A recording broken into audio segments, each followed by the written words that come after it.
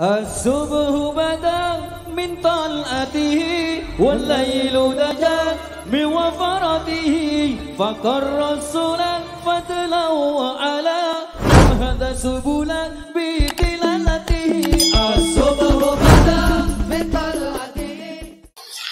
Bahkan sebagian ulama di sini disebut Hasan Basri berpendapat kalau berkorban, kalau punya tetangga Yahudi yang butuh nggak apa-apa dikasih dagingnya. Ini di halaman Ihya 287. Kalau Anda membutuhkan air untuk berwudu dan dalam saat yang sama ada anjing yang kehausan yang membutuhkan air itu, maka jangankan manusia, anjing yang membutuhkan air itu hendaknya Anda beri dan Anda tidak perlu berwudu menggunakan air itu.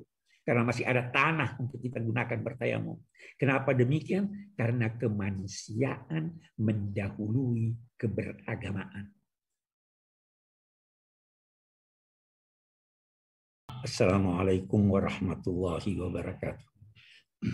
Alhamdulillah, saya merasa bangga, bergembira, dan merasa kembali muda. Saya teringat 30 atau lebih dari 30 tahun yang lalu, saya berada di desa tidak jauh dari Frankfurt, di Marburg. Bekerja sebagai kuli di sana untuk mengumpul uang dan untuk kita gunakan studi. Saya sangat bergembira bisa berbicara di hadapan saudara-saudara sekalian. Kita berhalal bihalal. Yang pertama saya ingin garis bawahi bahwa kata halal bihalal ini punya pengertian khusus yang hemat saya tidak berkaitan maknanya dengan hukum Islam. Karena halal itu dalam hukum Islam terdiri dari wajib, sunnah, makruh, dan mubah. Halal yang paling dibenci Tuhan adalah pemutusan hubungan. Padahal kita menginginkan halal bihalal ini justru menyambung hubungan. Karena itu saya sering berkata bahwa kita hendaknya memahami halal bihalal itu dari kata yang berasal dari 3 huruf H, L, L. Yang antara lain bermakna menghangatkan yang dingin, mengurai yang kusut, mencairkan yang beku. Nah, kita ingin halal bihalal ini dalam pengertian-pengertian tersebut. Mengapa kita perlu untuk itu? Karena kita lebih-lebih sekarang ini sudah membuktikan secara nyata apa yang selama ini dikatakan orang bahwa kita hidup di desa yang kecil. Dunia ini telah menjadi desa. Sehingga kita bisa berhubungan dengan orang lain dalam suatu keadaan yang begitu akrab. Kita tidak pernah membayangkan bahwa kita bisa berbicara jarak jauh dan melihat bumi ini telah menjadi desa. Dalam istilah Nabi Muhammad, kita ini berada dalam satu perahu. Sehingga semua harus ikut menjaga. Kalau seandainya penumpang itu yang berada di bawah ingin mengambil air dengan enggan naik ke atas, mengambil air dari atas, tapi membocorkan perahu, maka semua kita yang di atas dan di bawah akan tenggelam. Dalam konteks, saya kira pengertian tentang kehidupan dalam perahu, pengertian dalam arti kehidupan dalam suatu desa yang kecil, itu semakin nyata dengan hadirnya tamu tak diundang ini, COVID-19. Itu kita terasa betul. Karena itu, kita perlu merapatkan barisan kita. kita perlu berhalal bihalal, mencairkan apa yang beku, menghangatkan apa yang dingin. Nah, lebih-lebih karena kita semua sebagai manusia ciptaan Allah diberi tugas untuk memakmurkan bumi ini. Itu tugas kita. Ini ja'ilun fil ardi khalifah.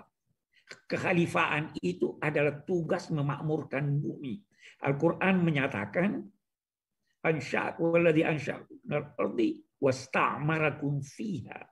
Allah yang menciptakan kamu dari bumi, tanah ini, dan menugaskan kamu memakmurkannya. Kamu di sini adalah seluruh manusia. Bukan hanya muslim. Semua manusia harus bekerja sama untuk memakmurkan bumi.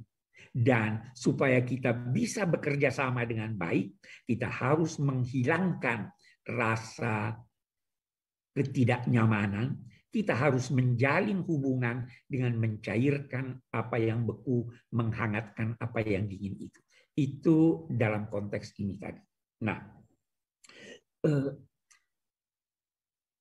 kalau kita membuka lembaran-lembaran Al-Quran, seruan pertama, saya garis bawahi, seruan pertama yang kita temukan adalah ya ayyuhan nas. Itu seruan pertama di surat Al-Baqarah. Wahai seluruh manusia. Itu berarti kita harus menjalin hubungan baik dengan seluruh manusia. Itu sebabnya nanti ada pernyataan bahwa wahai seluruh manusia, kami menciptakan kamu berbangsa-bangsa, bersuku-suku, dari seorang lelaki dan seorang perempuan, berbangsa-bangsa dan bersuku-suku, agar supaya kamu saling mengenal. Saling mengenal itu menjadikan kita mengenal apa keistimewaan yang lain, apa kekurangan kita, supaya terjalin kerjasama antar semua tanpa melihat agama, suku, atau bangsa.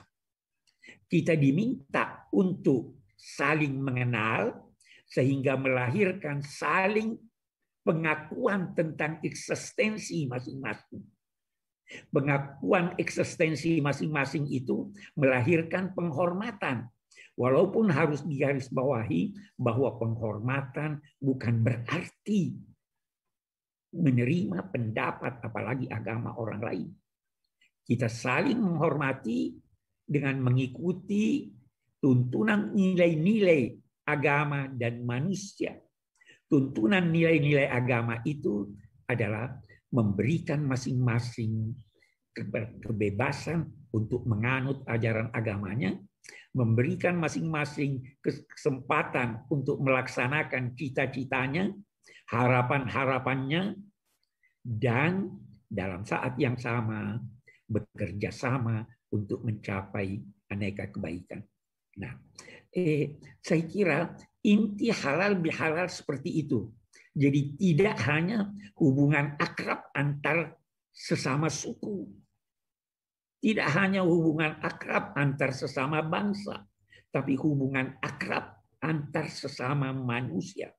Karena itu, ada pesan, siapa yang Anda temui, kalau dia bukan saudara Anda seagama, maka dia adalah saudara Anda sekemanusiaan. Dan karena itu pula, kemanusiaan mendahului keberagamaan. Saya sering menggarisbawahi ini. Kalau Anda membutuhkan air untuk berwudu, dan dalam saat yang sama ada anjing yang kehausan yang membutuhkan air itu, maka jangankan manusia, anjing yang membutuhkan air itu hendaknya Anda beri dan Anda tidak perlu berwudu menggunakan air itu. Karena masih ada tanah untuk kita gunakan bertayamum. Kenapa demikian? Karena kemanusiaan mendahului keberagamaan. Karena itu, Allah berpesan. Allah tidak melarang kamu. La yanhakumullahu 'anil ladzina lam yuqatilukum fid din aw yukhrijukum min diyarikum an tabarruhum wa tuqsitu ilaihim. Allah tidak melarang kamu berbuat baik, berlaku adil, memberi sebagian harta kamu kepada orang-orang yang tidak memerangi kamu dalam agama atau tidak mengusir kamu dari tumpah darah kamu. Nah, jalinan ini yang kita ingin wujudkan. Jalinan ini yang kita ingin pelihara. Nah, itu halal bihalal. Dari sini perlu maaf memaafkan. Nah, kalau kita berbicara tentang maaf, saya ingin menggarisbawahi begini. Manusia itu mempunyai banyak daya. Kita bisa meringkaskannya dalam 4 daya. Ada daya fikir. Itu yang menghasilkan kecerdasan, fikir, menghasilkan ilmu dan teknologi. Ada daya kalbu yang menghasilkan rasa, iman, akhlak. Itu daya rasa.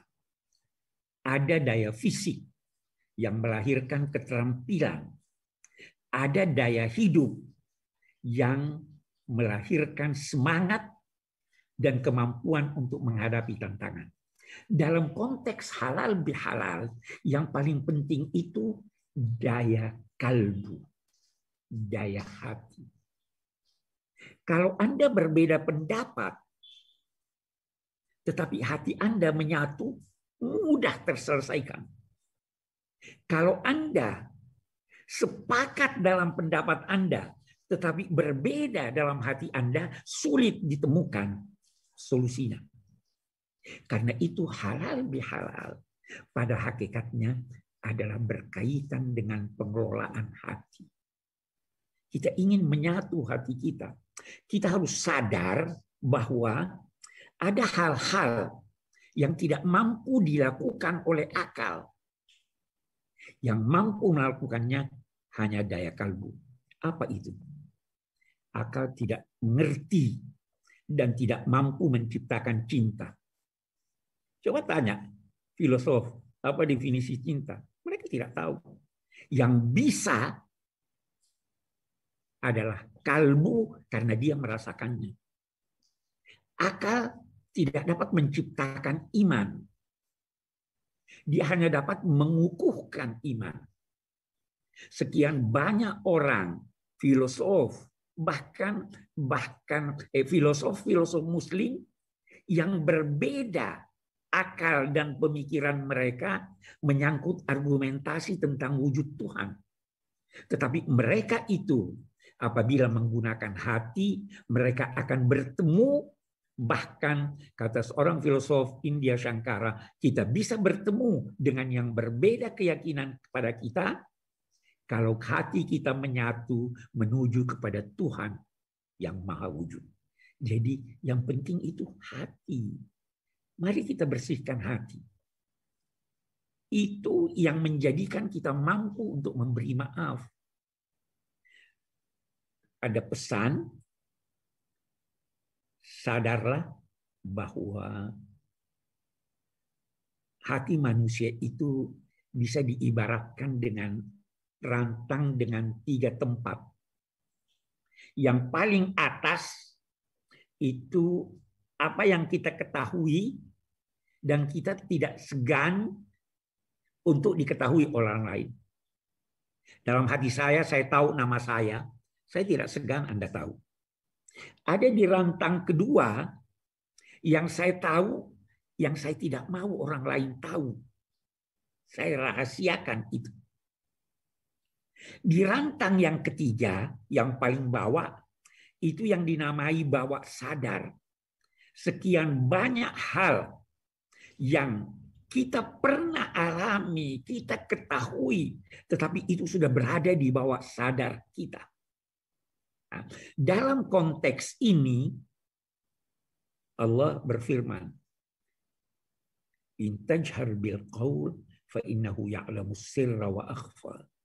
Kalau kamu menyatakan apa yang kamu ucapkan sehingga didengar dan diketahui orang, ketahuilah bahwa Allah mengetahui itu dan mengetahui juga apa yang kamu rahasiakan dan mengetahui apa yang ada di bawah sadarmu yang kamu sudah tidak sadar. Nah, dalam konteks ini, sementara filosof Muslim itu membahas ayat yang menyatakan idfa billati hiya ahsan fa idzal ladzi bainaka wa bainahu adawah ka'annahu waliyyun hamim. Tolaklah keburukan orang lain dengan cara yang lebih baik. Karena itu pada akhirnya akan menjadikan siapa yang memusuhi kamu akan beralih menjadi teman yang akrab. Kenapa bisa beralih menjadi teman yang akrab? Nah, ini tadi rantang-rantang ini tadi. Mereka berkata, setiap benci itu ada cinta. Setiap cinta itu ada benci. Cinta yang ditonjolkan, yang disertai dengan benci, benci itu kita pendam di bawah sadar. Benci yang kita tonjolkan ada cinta, itu yang kita pendam di bawah sadar. Itu sebabnya ada yang dinamai benci tapi rindu. Kita pendam di bawah sadar. Ketika Anda berbuat baik kepada orang lain yang pernah memusuhi Anda atau berbuat baik kepada yang memusuhi Anda, apa yang terjadi? Semua cinta yang tadinya terpendam di bawah sadar itu muncul ke atas sehingga menjadikan seseorang itu menjadi akrab, karena ketika itu cinta yang ada di bawah sadar yang telah terpendam selama ini itu yang nampak ke permukaan sehingga terjalin hubungan baik. Karena itu peran agama. Kalau mau marah, tahan amarah Anda. Tahan untuk berpikir, apa ini sudah wajar marah atau tidak. Kalau harus marah, jangan sampai kemarahan Anda nampak di wajah Anda. Kalau harus nampak di wajah Anda, maka jangan sampai lidah Anda bergerak. Kalau lidah Anda harus bergerak, jangan sampai dia melampaui batas. Kalau lidah bergerak dan melampaui batas, jangan sampai tangan Anda bergerak. Jadi tahan amarah itu, tahan untuk melihat apakah ini sudah wajar kita marah. Kalau sudah wajar, apakah sudah wajar ini ditujukan kepada si A? Karena boleh jadi si A tidak salah. Kalau sudah wajar bahwa ini memang si A, tahan lagi. Apakah ini sudah waktunya atau tidak? Kalau sudah berkata ini waktunya, tahan lagi. Agar supaya apa? Untuk mengukur bagaimana kadar kemarahan yang disampaikan. Nah, kita ingin menyadari bahwa kesalahan yang dilakukan oleh orang lain itu bisa kita lakukan lebih buruk dari itu. Kita ingin dimaafkan orang, kalau begitu maafkan dia.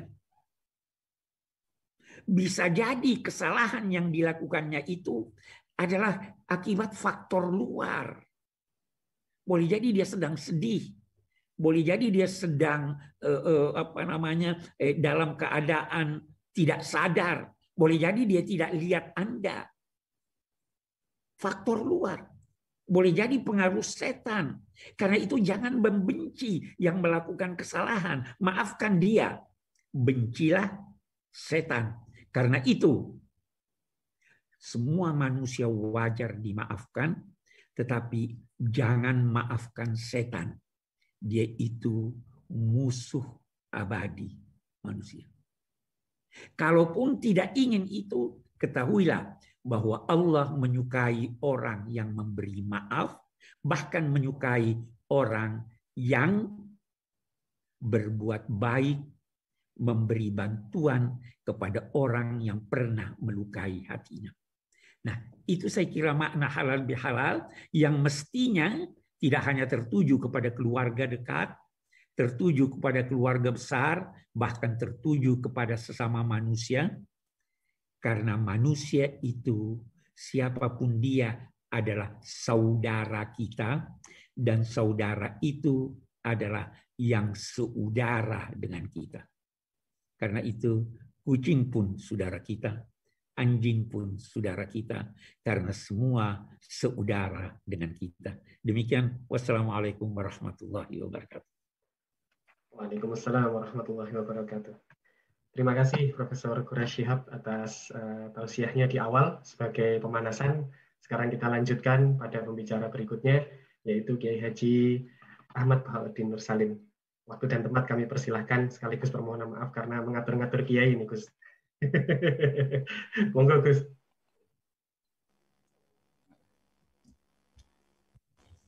Assalamualaikum warahmatullahi wabarakatuh. Bismillahirrahmanirrahim. Rabbi shrah li sadri wa yassir li amri wa hlul 'uqdatam min lisani yafqahu qawli. Allahumma shalli wa sallim wa barik ala sayyidina Maulana Muhammadin wa ala alihi washabihi ajmain. Amma ba'du. Yang sangat saya hormati semua teman-teman di Jerman maupun dimanapun, wabil khusus yang telah memberi paparan yang sangat luar biasa, Bapak Quraish Shihab. Saya hanya menambahkan, bukan nambah panas, tapi sudah ini bukan pemanasan karena acara ini acara halal bihalal, tambah adem. Jadi tolong diralat, bukan tambah panas, tambah adem, bukan pemanasan, tambah adem. Rileks saja. Begini ya, karena yang diutarakan Pak Quraish tadi sudah luar biasa. Saya hanya membantu referensi di antara ciri wali Allah itu asyafaqah alal khalqi kullihim. Punya empati, punya kasih sayang ke semua makhluk. Bahwa takdir kita ada perbedaan itu ya wajar, tapi bahwa definisi itu nyata.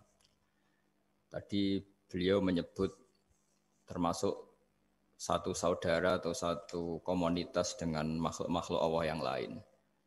Pernah suatu saat Nabi memuji ada seorang nakal itu, diterima tobatnya Allah karena di jalan ketemu anjing, kemudian ngasih minum anjing itu dan Allah mengampuni. Meskipun secara hukum usul fikih tidak bisa digeneralisir, misalnya kalau minumin anjing 1 surga, kalau 100 tambah surga. Nanti lupa minumin manusia gara-gara kebanyakan minumin anjing gitu. Tapi apapun itu fakta ada cerita di hadis seperti itu. Kemudian menyangkut komunitas internasional yang beberapa diantaranya tentu beda agama, beda keyakinan. Saya mau membacakan cerita di kitab Ar-Risalah Al-Qushairiyah. Jadi saya hanya membantu referensi-referensi yang diajarkan guru-guru kita.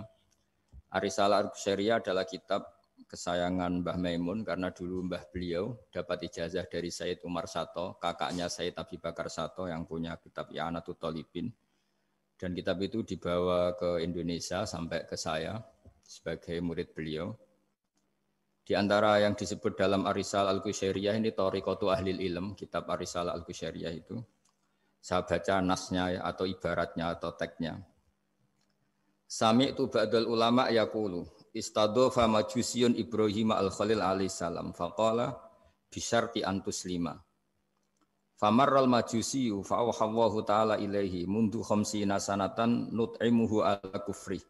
Falau nawaltahu lukmatan min ghairi antu talibahu bitahyiri dini. Famado Ibrahim alaihi salam ala athari hatta adrakahu wa atadhara ilaihi fasalahu anis sabab fadzakara lahu dzalik fa aslamal majusiyu. Jadi suatu saat Nabi Ibrahim itu kan terkenal Abu Duyuf, orang yang mesti menservis tamu-tamu itu. Kita tahu dulu itu tidak ada warung, tidak ada hotel, tidak ada, ya pokoknya tidak ada mall. Sehingga kalau orang pergi itu kelaparan betul. Itu. Buat orang kaya pun kelaparan karena melewati padang pasir itu. Kalau sekarang kan orang mau sowan kiai makan dulu. Karena takutnya di rumah kiai kan makan sungkan. Jadi makan dulu nanti di kiainya tinggal pura-pura makan. Kalau dulu memang makan nih tamu itu wajib betul. Kalau tidak ya kelaparan betul tamu itu. Sehingga cerita suatu saat di antara tamu itu berakidah, berfaham majusi. Atau beragama majusi lah gampangannya itu. Terus Nabi Ibrahim nggak mau, saya mau ngasih makan syaratnya Anda harus Islam. Gitu. Akhirnya orang ini putus asa kemudian meninggalkan Nabi Ibrahim. Saat orang itu meninggalkan Nabi Ibrahim, Allah memberi wahyu ke Nabi Ibrahim. Orang itu umurnya 50 tahun dan dia hidup karena tak kasih makan. Terus kata Allah, mundu khamsina sanatan nut'imuhu ala kufri. Saya yang Tuhan saja ngasih makan dia 50 tahun tanpa syarat dia harus Islam. Kamu baru dimintai makan sehari mensyaratkan Islam. Walhasil terus Nabi Ibrahim ngejar orang Majusi itu terus monggo makan di rumah saya. Singkat cerita terus orang Majusi itu tanya, kenapa Anda berubah pikiran? Terus Nabi Ibrahim cerita bahwa beliau ditegur Allah kemudian harus melakukan itu. Jadi cerita-cerita seperti itu banyak. Dulu kita dengar para kiai sering cerita ketika seorang Yahudi rumahnya diusir Amr bin As untuk pembangunan masjid. Ketika lapor ke Sayyidina Umar, masjid itu yang mengambil tanahnya orang Yahudi harus dikembalikan ke orang Yahudi. Dulu guru-guru kita juga sering cerita Sayyidina Ali itu pedangnya dicuri sama orang Yahudi. Ketika ketemu di pasar atau di jalan, kemudian Sayyidina Ali yakin itu pedangnya, dilaporkan ke Qadhi Syureh. Setelah itu Sayyidina Ali diminta, buktinya apa? Saksinya siapa kalau itu pedang Anda? Saksinya Hasan dan Husain. Tapi kata hakim, Sayyid Hasan Husain itu keluarga Anda, tidak sah jadi saksi. Zaman itu Sayyidina Ali masih berargumentasi, waqad qala Rasulullah sallallahu alaihi wasallam Hasanun wa Husainun sayyida syababi ahlil jannah. Tapi kata Imam Sureh, tetap standar saksi itu tidak boleh dari keluarga. Singkat cerita, qadhinya itu pakai standar hukum usul fikih, al-qaulu qaulu sahibil yad. Yang dibenarkan adalah yang sekarang megang barang itu. Ketika enggak ada saksi, al-musaddaq yang dibenarkan al-qaulu qaulu sahibil yad, yang dibenarkan ya yang megang barang itu. Singkat cerita dimenangkan oleh orang Yahudi tadi. Setelah dimenangkan, Sayyidina Ali agak kecewa, masa seorang Amirul Mukminin sidang di pengadilan negeri kalah. Tapi orang Yahudi tadi akhirnya insaf, sadar sampai masuk Islam. Sampai beliau ngendikan, bihada taqumus sama wal ard. Karena ini langit dan bumi berdiri, karena keadilan itu. Jadi ini cerita-cerita referensi yang bisa menolong teman-teman siapapun berkomunitas internasional. Karena pikiran saya sederhana ya, al-ilmu yurisul ahwal. Ilmu itu melahirkan sikap. Jadi kalau kita punya referensi yang cukup tentang toleransi, insya Allah kita hidup di mana saja punya toleransi, karena toleransi itu juga ajaran agama. Di antara yang diceritakan para guru-guru kita adalah ketika Nabi mau dibunuh oleh orang namanya Daksur. Atau Duksur siapa, enggak tahu KTP-nya saya. Kiai-kiai kalau baca Daksur. Ketika beliau sedang santai di satu tempat, tahu-tahu ada orang yang mengambil pedangnya, kemudian bilang, Mayyamna'uka minni ya Muhammad. Sekarang Anda sama saya berdua, siapa yang bisa menghalangi kamu? Nabi dengan rileks menghentikan Allah. Kemudian si Daksur ini gemetar, pedang jatuh. Kemudian diambil Nabi. Sekarang ya Daksur, Mayyamna'uka minni, yang bisa menghalangi kamu siapa? Orang itu bilang, la ahada, tidak siapapun. Nabi dengan gampangnya fa'afa'anhu, Nabi memaafkan. Padahal ini jenis harbi, jenis orang yang jelas punya niat bunuh. Terus artinya kita-kita yang ngaji di pesantren, saya ngaji di Mbah Maimun, punya Bapak Kiai Nur Salim, semuanya ngajarkan bahwa di mana-mana perang kekerasan itu ya karena kita diperangin. Udina lilladzina yuqatalun, karena kita diperangi kita boleh perang. Qatilul ladzina yuqatilunakum. Jadi yang boleh kita perangi ya zaman kayak kita dulu dijajah Belanda, dijajah Jepang zaman itu. Ketika sudah tidak ada penjajahan ya alasan itu sudah hilang karena mereka tidak merangi kita. Jadi apa ya, perang ya ada konteks rasionalitasnya, damai juga ada konteks rasionalitasnya. Tapi karena kita punya tradisi referensi, teman-teman yang di Jerman tak bantu, tadi ada kitab Arisal Al-Qushairiyah, terus ada beberapa cerita-cerita tadi kayak Daksur. Kalau ayatnya jelas ya, jelas qatilul ladzina yuqatilunakum wa in janahu lisalmi fajnah laha wa tawakkal 'ala Allah. Bahkan seperti yang diceritakan Profesor Quraisy tadi, yang sedang kita benci pun bisa saja suatu saat teman. Dalam surat Mumtahanah itu atau Mumtahinah ada ayat asawwau ayyaj'ala bainakum wa bainal ladzina ataitum minhum mawaddah. Bisa saja orang yang sekarang kamu benci suatu saat kamu cintai. Wallahu qadir, itu Allah Maha Kuasa. Dan tadi saya menambahkan yang dikatakan Profesor Quraisy tentang belajar. Dulu Nabi itu enggak puasa Asyura. Tapi ketika datang ke Medina, orang-orang Yahudi itu puasa Asyura. Coba tanyakan ke mereka, kenapa puasa tanggal 10? Terus mereka menjawab, yaumun najjawahu fi Musa, itu hari yang Allah menyelamatkan Nabi Musa. Terus fa'amara bisyami, kemudian Nabi menyuruh sahabat puasa. Artinya dulu itu segampang itu hidup, itu sesuatu yang baik, apa ya sudah. ya sudah ditiru. Meskipun kita tahu Nabi itu tentu mustaqil bil istihad. Nabi itu orang yang mandiri.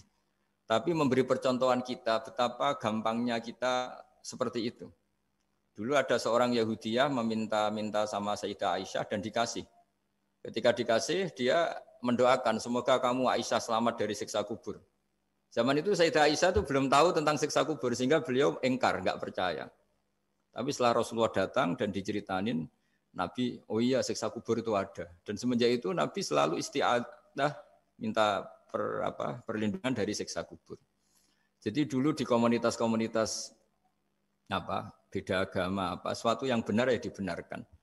Makanya kaidah umum dalam interaksi antar agama itu la tusaddiquhum wa la tukadzibuhum, ya kamu jangan bilang iya, jangan-jangan enggak, ya jangan bilang tidak, jangan-jangan iya. Jadi aturan ilmunya jelas la tusaddiquhum wa la tukadzibuhum. Ya artinya sesuai referensi ilmu lah kira-kira begitu. Terus yang terakhir ini saya mohon maaf sama komunitas di Jerman karena saya ini pura-puranya aja sibuk. Karena saya kira ini seberapa jam lagi saya ngajar ini. Nanti kalau saya tidak ngajar di sini yang ngundang agak-agak dosa. Jadi supaya sama-sama tidak dosa ini saya ya nuruti jenengan. Tapi ya karena saya ngajar ini juga yang datang orang macam-macam. Ada yang Kalimantan, Sumatera mau ngaji di sini. Ini seberapa jam lagi saya ngaji Sahih Muslim.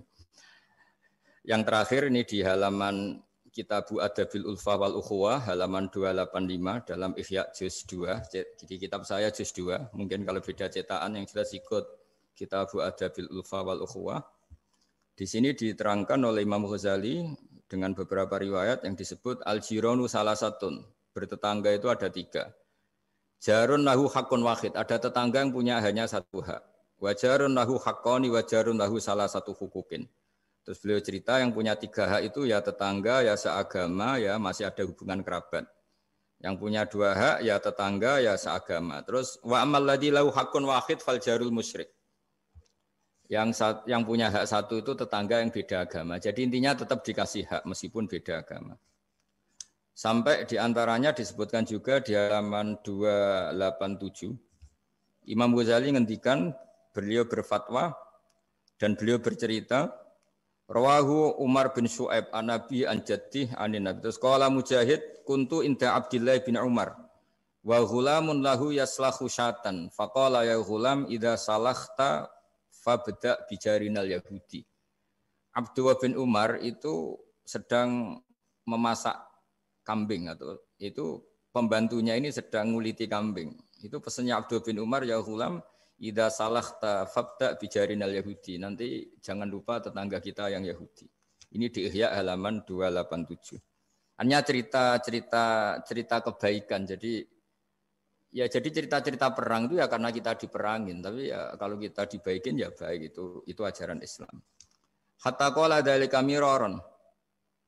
Faqala lahu lima taqulu hadza. Ini pembantunya juga enggak langsung menerima. Kenapa saking enggak mau nerimanya diulang-ulang lagi oleh Abdullah bin Umar. Faqala inna Rasulullah sallallahu alaihi wasallam lam yazal yusina bil jar hatta khashina annahu sayuwarrithu. Kenapa engkau melakukan itu ya Abdullah bin Umar? Terus beliau menjawab, Rasulullah itu selalu berpesan untuk berbuat baik sama tetangga.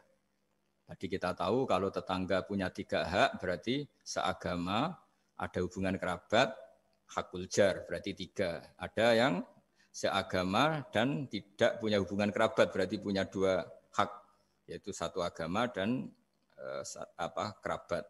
Ada yang punya 1 hak saja, ya tidak keluarga, tidak seagama, tapi karena tetangga itu juga tetap punya hak. Dan itu pun masuk kategori lam yazal yusina biljar, termasuk orang-orang yang harus kita baikin. Ya kalau di Qur'annya kayak tadi ya, qatilul ladzina yuqatilunakum, boleh merangi ya yang merangi kita. Udzina lil ladzina yuqatalun, diberi hak merangi ya sama yang merangi kita, bukan yang tidak merangi kita.